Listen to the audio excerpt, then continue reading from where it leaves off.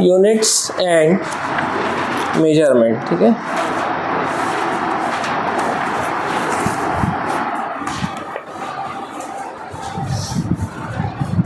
ये थोड़ा सा थ्योरेटिकल है बेटा, है ना, लेकिन लिखना पड़ेगा क्योंकि स्कूल में भी आप लोगों के लिए आएगा लिखने के लिए, तो जहाँ लिखना है वहाँ लिखना पड़ेगा, ठीक है। तो डेफिनेशन से कुछ, चलो पहले लिखेंगे हम फिजिकल क्वांटिटीज।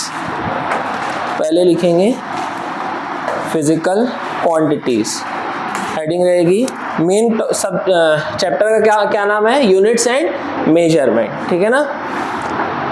फिजिकल वर्ल्ड आप लोग खुद से पढ़ लोगे, थ्योरेटिकल है, 2-3 पेज का है, उसमें पढ़ाने लायक ऐसा कुछ नहीं है, ठीक है। तो फिजिकल वर्ल्ड आप लोग खुद से पढ़ लोगे, ठीक है। फिर हम सीक्वेंस वाइज चलेंगे ताकि आप लोगों का स्कूल में भी काम आते चले, लेकिन स्कूल में ना आप लोगों का क्या होगा, फटाफट निपट जाएगा और जो है आपको लगेगा कि अपन पिछड़ है, तो स्कूल का से मैच अपन नहीं कर पाएंगे, ठीक है ना, क्योंकि हमको डिटेल में चलना है।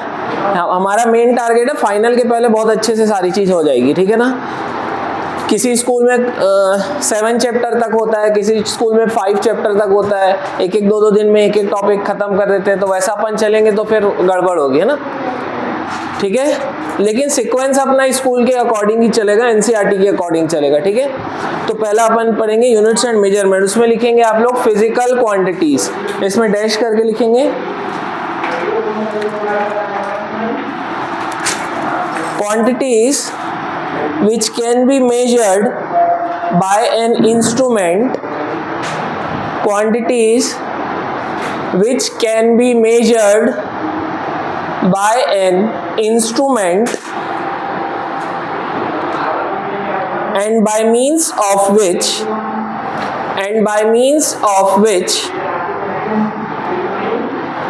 we can describe the various laws of physics, quantities which can be measured by an instrument and by means of which we can describe the various laws, LAWS, laws of physics are called physical quantities, are called physical quantities.